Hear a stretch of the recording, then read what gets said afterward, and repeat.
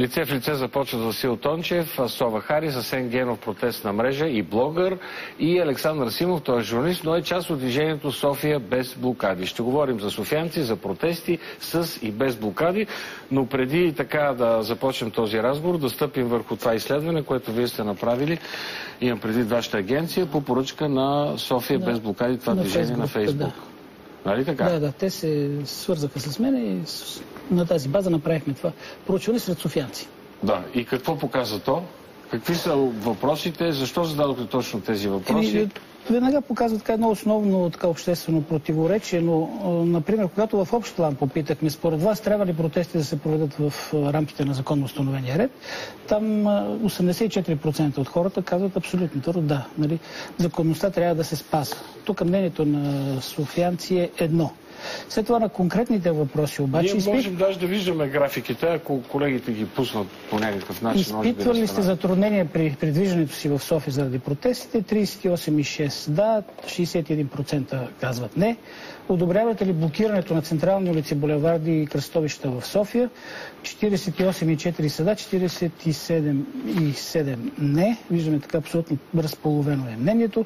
Одобрявате ли използването на вувузели, свирки, тъпани като изразни средства? 47% са да, 49% са не. Според вас, участието на деца в демонстрациите нарушава ли техните права? Да, 49%, не 39%. Добре, и сега какво показва? Първо вие като социолог, после вече движението и протестна мрежа, което ще даде своя коментар. Виж, по отношение на общия ред, мисля, че хората са единодушни и това е много голям дефицит в нашето общество. Значи трябва да има правила, правилата трябва да се спазват и знаем, че при нас правилата са много дифузни. Ние така но и само по първия въпрос. По всички други въпроси, както ги виждам, са разделени на две. Това е общата постановка. Да. Върху която съд нещата. Защото според мен правилата не се спазват и от двете страни в случая. Тоест, прозира нашия менталитет, когато ние по принцип нагаждаме правилата така, че да ни бъдат удобни на базата на нашите тези, на нашите намерения, които имаме в конкретни случаи. Но когато вече по конкретни неща, касаещи протеста, виждаме, че там вече мнението е разполовено. Тоест там вече хората, според мен, на базата на пристрастността към определени позиции и мнения, да дават своя. Едните са за сините, другите са за червените. Левски, ЦСК, горе-долу, това е... Може, да, основното е безспорно, според мен, да са политическите... А на базата на това, тъй като това е проучване правено само в София. Това е само в София, да. Това трябва да си има предвид, защото е важно. А можем ли да направим някаква аналогия, какво би се случило в страната? Не, нали? Не би трябвало да съдиме, но знаем, че все пак протестите така имат най-силната поддръжка на базата на столичани, на жителите на столицата. Добре, защо вие проучихте това? Какво искате да покажете с това проучване? Не, вижте, първо това проучване, както сами виждате, не е политическо. Това е изцяло първото гражданско проучване за социологически нагласи. Дали е първото? Ами не, въпросът е, че тук не обсъждаме политически нагласи и дали хората подкрепят или не подкрепят идеите на протеста, дали са против или за Пламен Орешарски.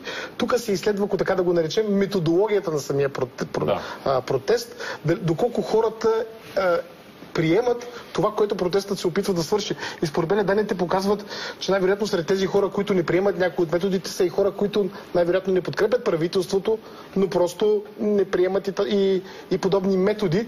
И точно заради това смятам, че изследването е добра база, на която можем да започнем този разговор и за правилата, и за това наистина никой не отрича правото на протест. За правилата какъв разговор? Да водим, те правилата са това, за да се спазват. Нали? Става въпрос за това, че... Затова 85% от хората твърдат, че законът е закон за да се спазва. Значи 9 от всеки 10 софиянци смятат, че очевидно има някакъв проблем именно в това в рамките на закона, ако трябва дори да го кажем силно. Дали има проблем? Дали протестиращи са спазвали закона? Това въпрос защо го няма? То според мен прозира в... Това беше интересен въпрос. Но прозира в самото изследване. 9 от 10 софиянци смятат, че този протест е престъпвал закона, за да настоява толкова много... Това е хипотеза. Хипотезата? Просто разсъждаваме върху цифрите, нали? В момента се опитваме да... Вие доволни ли сте като поръчители на това проучване от резултатите? Дават ли ви основания така във Фейсбук да се разгорещи една дискусия по този въпрос? Тук според мен даже не става въпрос за да се разгорещява дискусия, да знаем реално какво е състоянието, върху което се стъпва, за да са наясно и ние, мисля, че това е изследване полезно и за самите протестъри, да са наясно просто каква е база, каква е социалната база, какво хората мислят за техните методи. Добре, ето сега господин Генов, като един от хората, които протестираше. Вие между другото още протестирате ли вие лично? О, да. Ходите всеки ден? Редовно всеки ден ходя да протестирам, да. В смисъл, когато нямам някакъв сериозен... Да, но имате мотив още да се явявате на улица. 10-12 часа работен ден вечерта, ако нямам никакъв ангажимент, нямам причина да не отида да подкрепя протестиращите. Добре, какъв е сега вашия коментар на това проучване? За мен много интересно е как целенасочено, систематично социолози, политолози и просто общественици се опитват да отклонят основния въпрос на това, което хората правят на улицата. И основният въпрос е модела Цветан Василев Пеевски. Хората протестират срещу този завладял цялата политическа, цялата икономическа, националната сигурност в България модел. Аз това не го чувам много често на улица. На улицата чувам само оставка за правителство. Елате сте предаването с мен на площада и ще го чуете от всеки. Това обаче за мен е новина това, че сега тръгвате не срещу Орешарски, а срещу Пеевски и срещу Цветан Василев. Орешарски е човека, който беше поставен, да цитирам депутати от левицата. От кого е Те казват, кабинета е на аренда даден на олигархията. Самия Орешарски, той ще бъде тук. Попитайте го, кой ви наложи кандидатурата на господин Пеевски? Него отговори на този въпрос. Те отговориха всички на този въпрос. Никой не е отговорил. Никой не е отговорил. Даже вчера и господин Местан отговори. Какво отговори? Ми каза, че по закон предложението на господин Орешарски подкрепено от двете партии. Само, че на журналистически въпрос на 15 юни, когато той предложи, на 14 юни, когато предложи в парламента... Ама на октомври. 15... Точно за това е проблем. 4 месеца подред никой не смее в българската политическа действителност и класа, не смее да отговори на въпроса кой предложи Пеевски. Защото ако получим отговор на този въпрос, ние ще разберем как работи цялата корпоративно-търговска политическа система в България, която има силата да наложи не един политик, а цял Министерски съвет. Добре, обаче да ви върна към това проучване. Да ви върнете. Сега, при цялото ми уважение към социологията като наука, въпрос хубаво ли да бием жена си, нали, вкъщи, той е предварително предопределен. В смисъл, въпрос, нали, кой е въпросът, който не ви харесва? Аз искам да науча 4 неща за това социологическо изследване. Първо искам да видя анкетната карта, второ искам да видя... Господин Тончев. Да ви отговоря на въпроса. Второто нещо, което искам да разбера, това е диапазона на грешката. Защото този диапазон може да бъде между 4, 5, 6, дори 7%. Третото нещо, което искам да науча е методологията. Как точно е проведено това изследване. И четвъртото, което искам да науча е представителността. Какъв обем хора са анкетирани в тази карта. Чак след това вече можем да говорим за неговата състоятелност. Ето сега отговорете на тези няколко въпроса, мисля, че няма да се затрудни. Метода е телефонно интервю, 677 софиянци са анкетирани. Там в рамките на 3 дни няма никакви проблеми. Нито процента на грешката, диапазона на грешката. В тези средни дялове, както се получава, тъй като натрупванията във всички позиции, които как са над 40%, грешката е малка. Точно в момента не мога да ви изчисля, но не може. За какво говорим тогава? Господин Генов, според мен вие правите грешка, като мислите, че това е някаква целенасочена атака срещу протеста или срещу опита да се размие вашата кауза. Това изследване може да ви свърши много полезна работа, когато тръгвате да печелите одобрението на хората. И това аз не съм се занимавал с това, но това е въпрос. Мисля, че това е търговска тайна, която не би могла да се... Ще ви кажа, 700 лева. 700 лева. Ето това е разговор. А освен това отново връщам се на темата. Защо трябва с въпрос, трябва ли да се спазват законите в България, да изместим въпроса за корумпираната и ерозирана политическа система в България. За това, че друга социологическа агенция казва 11% е доверието в парламента. Това е критично ниско ниво. Никой не измества въпроса. Даже народните представители не оспорват тези 11%. В смисъл, тогава, заради това, че критично ниско доверие имаме в парламента, заради това, че само 19, дори по-малко 19% искат пълен мандат на този кабинет, заради това, че 80% искат предсрочни избори в рамките на 6 месеца. 76, като изчислим грешка, може да стана, Ние се опитваме да подменим темата с това колко софиянци искат да се спазват законите и колко софиянци не искат. Мен ако ме питат, трябва ли да се спазват законите, аз ще кажа да, трябва. Но ако ме питат, би ли излезъл като акт на гражданско неподчинение да изразиш недоверието и несъгласието си с това, че управлява една политическа, икономическа клика, аз ще кажа, разбира се, че ще изразя своята гражданска позиция, като никой от господата в протестната мрежа не беше против блокадите по Софийските улици 1997 година. Господин вътрешния министр, бившия Богомил Бонев, всичките, да ги извредявам поименно, всичките те нямаха нищо против блокадите на София 1997 година. Сега обаче изведнъж, понеже конюнктурата е по-различна, понеже вече има и други политико-икономически интереси, зад които можем да припознаем и повечето без Сашо лица, нали, в протест на мрежа, вероятно без него, в тази група София без не знам какво си. Изведнъж вече тия неща, които ги приемахме нормални преди 10 години, за нас стават ненормални сега.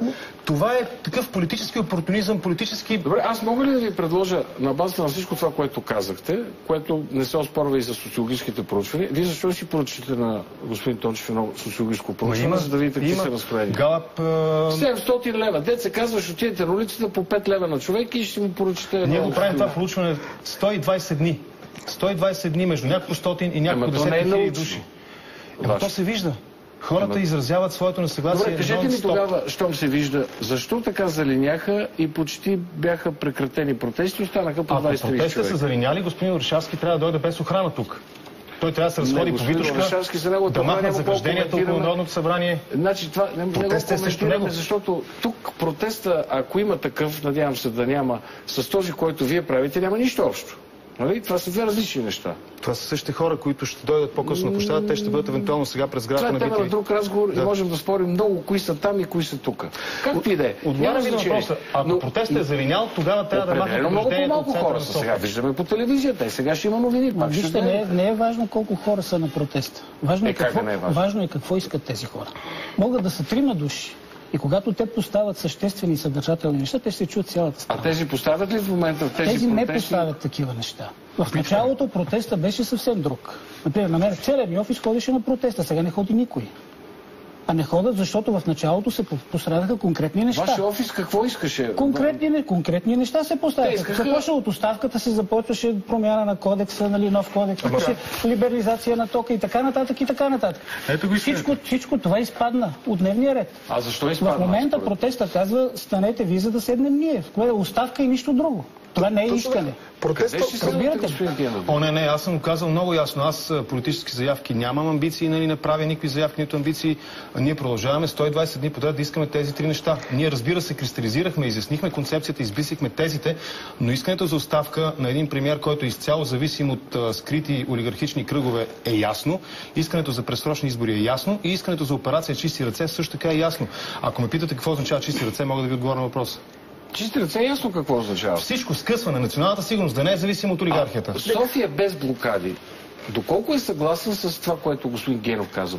Господин Генов го казва като ултимативна истина и заради това няма как... София без блокади, по принцип, е много разнообразна група. В тази контактна група... Колко души участват? Близо 3000 са вече и в тази контактна група, която всъщност е избрана, аз съм вероятно единствени с леви убеждения, повечето даже са с десни такива. Но голямата идея... с леви убеждения? Определено. Да. Но голямата идея тук е друга. Първо за това, което господин Генов казва за конформизма. Сега не е 97 година. През 97 година имахме ситуация, в която цялата държава на практика вреше и кипеше и беше изправена, а сега имаме един протест ограничен вече до 150 души в центъра на София, които отчаяно не искат да си признаят, че протестът умря. Като в американски лекарски сериал. Трябва да кажеш, пациента умря в еди колко си часа. Не казвам, че недоволството не е будно. Напротив, може да се намерят други форми за недоволство. Протестът в тази си форма, в този си карнавален вид, в този си плакатно пародиен маркетингов подход, обгризан от пиар, просто вече свърши. И това е причината, между другото, да е залинял. Не, че аз подозирам и вярвам, че има много хора, които искат смяна на цялата политическа система. Те не приемат това по начина, по който вие го правите и смятам, че това проучване заради това е ценно. Да ви ориентира дали методологията ви е вярна, според мен то показва, че обществото е разделено 50 на 50 по това отношение. Т.е. трябва да се съобразявате и с тази част, която няма доверие в това протестна мрежа, в другите неща. За това говорим. Не, аз пак казах. Данните ще ги коментирам само като се запозная изцяло с професионалното ниво на провеждане изследване. Господин Тончев ви ги казва в общи. Не можа да отговори примерно. Господин Генов, аз искам обаче да продължа с вас във връзка с протестите. Ще ви прочета нещо и искам да разбера дали вие се идентифицирате с това, което ще ви прочета. Те обвиняват политическата система, че е недемократична и корумпирана. С това съгласен ли сте? Аз съм съгласен с това, че в България имаме фасадна демокрация, че имаме симулация на демократични принципи. Това, което ви го чета, съгласен ли сте? Те обвиняват политическата система, че е недемократична и корумпирана. Подозирам, че искате да ме вкарате в капан. Не, никакъв капан, обещавам ви. Кой го казва? Ще ви кажа, обещавам ви. Питам ви дали сте съгласни. Няма никакъв капан, не се притеснявайте. Да, политическата система в България е корумпирана и да, демократичните принципи в България не работят. Добре, първи нататък. Обявяват се за безплатен обществен транспорт и дела в стил Нюрнбергски процес за банкерите. Съзнателно пропускам. Не, вижте. 50% от 55% от парите на държавните предприятия са в една банка, корпоративна търговска банка, 90% от парите в енергетиката, по данни в медиите, са също в тази банка. Аз не се обявявам за нюрнбергски процеси срещу банковата система или срещу банкери в България, а аз се обявявам за прозрачност при разходването на парите на държавните предприятия. И последното изречение. И вярват, че ще превземат стремително политиката. Това е последното твърдение. В момента, в който ме видите мен кандидатиран за някакъв политически пост, тогава ще коментираме това. Сега да ви кажа капана, който фактически не е капан. Това е позицията на една партия, която се казва Партидо Хикс. Това е новата испанска политическа формация, която бе създадена от протестното движение на възмутените в Испания. Значи, протестиращите в Испания са си направили партия, имат си платформа. И затова ви питам, защо вие не направихте някаква формация? Може не е партия. Разбирам въпроса. С която да имате кауза. Да кажете, искаме тези неща. Но не само негативни, а да има някакви градивни. Да, това е един много сериозен въпрос, свързан с това, че за да има политическа сила... Нали не е капан това, което ви казвам? Да, не го приемам като капан. Интересен паралел направихте. На мен лично ми беше интересно това нещо, но прав сте в това, че трябва да има по-добре, за да бъдат изпълнени политически цели, поставени от едно гражданско движение, то да припознае някаква политическа сила.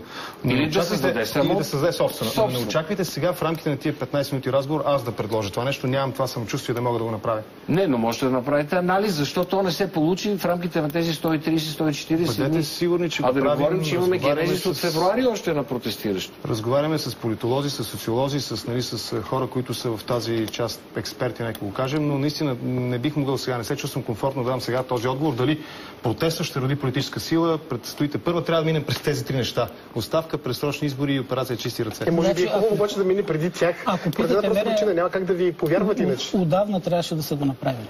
Ако питате мене, те просто пропуснаха този шанс. Вашите данни по едно време какво сочеха, когато бяха най-разгорещените протести срещу правителството? Вашите данни... Вие правите социологическо проучване тогава? Това е резултата от протеста, който по отношение на електоралните нагласи, в това, че възпроизвежда статуквото. Той спря разпада на електоралното ядро на ГЕРБ и той повдигна електоралната подкрепа за БСП и за ДПС. И това го виждаме на всички избори, които видят в момента и регионални избори, които така в цялата страна. Преди 2-3 дена влезе. Това е резултата, защото протеста спря на тази точка, той замръзна. Защото протеста не излъчи своето представителство и защото аз лично се надявах реформаторския блок така да го поведе и да се срещнат с протеста, те не се срещнат. А липсата на този протест беше прихванат. Освен това, което господин Генов каза, как се отразява на всички тези намерения? До това, че някакси се разминават обществените нагласи с едно политическо представителство, което би могло да ги поеме. То го няма. И затова лично за мен там просто битката свърши. За мен там ГЕРБ овладя дясното пространство. Това се случи. Тук, ако ми позволите, само извинявай, Сашо. Сега, нали, не искам вас да ви обида лично, но преди 2 дена влезах в един по-остър спор с един ваш колега Кънчо, така е трудно ми да запомним, Стойчев, да. Защото казах едно просто изречение. Помолих го да спре с, нали, не се обиждате, с социологическите заклинания. В смисъл, ясно е, че ни предсрочни избори в България няма как да възпроизведат статуквото. Няма как. Просто няма как. Те вече ще са различни. Най-малкото, защото, макар и все още нероден Петко, нали, има един субект, наречен реформаторски блок. Най-малкото заради това вече балансът ще бъде променен. Вие симпатизирате ли му? Не, аз своите симпатии ги изразявам, нали, като отида да гласувам. Сега, ако кажа нещо, ще бъде изтълкувано превратно. Иначе аз съм го казал за себе си много ясно, нали, че обявявам се за такива политики, които са съобразени с опазване на околната среда в България. Тоест към зелените гравитирате. Аз, понеже стара дума, за да ще ви кажа, юни месец след изборите реформаторския блок на първо четене получаваше 7%. Юли получи 6%, последното получи 5,3%. Да. Това за мен е много смущаващо. Не само да кажем сухастична грешка, близки резултати, но реформаторския трябваше да има ръст, а не да стои на едно място. Това показва, че по някакъв начин той се разминава с тази обществена енергия, която се излява на улиците. Това е техен проблем. Те трябва да анализират със своите социолози, със своите политолози, да анализират какво се случва. Моята теза е много по-различна и тя е, че изборите в България ще променят нещата. Вече няма да имаме паритет 120 на 120. Няма да имаме аритметична демокрация в България, при която се броят, нали, дали са 117, дали са 118, дали ще прескочи до 121, за да оцелее кабинета или за да не мине вота на недоверие. Ще ви хареса ли демокрация, в която ГЕРБ имат мнозинство тогава? Се питам задачата, защото... Аз 4 години, Сашо... Не, знам. Точно заради това ти го поставям като въпрос. Изборите, които се проведаха сега наскоро в страната, показват съвсем друга картина. При липсата на някаква протестна алтернатива като партия, хората гласуват БСП, ДПС и ГЕРБ си разминиха по един град и никакви други различни субекти ги нямаше там. За какво говорим тогава? Как няма да възпроизведе статуквото? То възпроизвежда статуквото постоянно, именно защото протестът е спрял в мъртва точка и не иска да си признае, че е разпаднат като вярвам, че тези обществено явление. 76%, които подкрепят искането за предсрочни избори, вярвам, че те са достатъчно разумни избиратели и могат да направят своя политически избор в една обстановка на предизборна кампания. Последен въпрос. Първо към вас, естествено, защото сте така някакво лице или представител на протестиращи. Нормално ли обаче протестиращи, независимо, че вие абсолютно никаква вина нямате за това, декларирам го и аз тук пред зрителите, да нападат кортежа на министър-председателя по улиците и да го блъскат, да метат там камъни и да създават суматоха. Това, според вас, цивилизовано ли е? И не трябва ли по някакъв начин... Видял съм много пъти блокиране на кортежа на господин Орешарски и нито един път не са хвърлени никакви такива предмети. Вчера едно момче хвърли домат, за което беше очудващо за мен арестуван един час по-късно, поне един час по-късно, което на мен ми подсказва, че полицията има вече някаква изработена система за проследяване на такива хора, нали? Надявам се няма да му предявят някакви безумно тежки обвинения за това, че хвърли един домат. Кортежа, какъв е смисъл? Какво постигане с това? Да ви припомня второто встъпване в длъжност на американския президент Джордж Буш. Той не можа да измине традиционното след тази церемония, ще използвам смешната думичка, инаугурацията му, нали? Той не можа по спомен, нали? Не можа да измине без охрана и се наложи колата дори да ускори оборотите, как се казва, скоростта да ускори. Тоест, когато имаме 80%, закръглям, неодобрение към един кабинет, към една личност, като олицетворение този кабинет, напълно нормално е хората да искат да изразят това свое недоверие и неодобрение. И те го правят, като се събират пред местата, които господин Орешарски посещава. По-легитимен начин да го изразяват. Това не е нелегитимен. Протестът е напълно легитимна форма на демократичност. Искам да кажа, че господин Орешарски е късметлия, че му правят такива неща, защото смятам, че с такива действия те му само вдигат подкрепата за него, поради простата причина, че има много хора, които не ги приемат. И тази аналогия с Джордж Буш е малко наистина... Тя е леко коварна, защото Джордж Буш, независимо от това, че му замеряха лимузина, да се изкара 2 мандата. Нали? И продължавайки с тези действия, бихте подсигурили втори мандат на господин Орешарски. Благодаря ви за този разговор и на тримата. Вас няма какво да ви питам по това.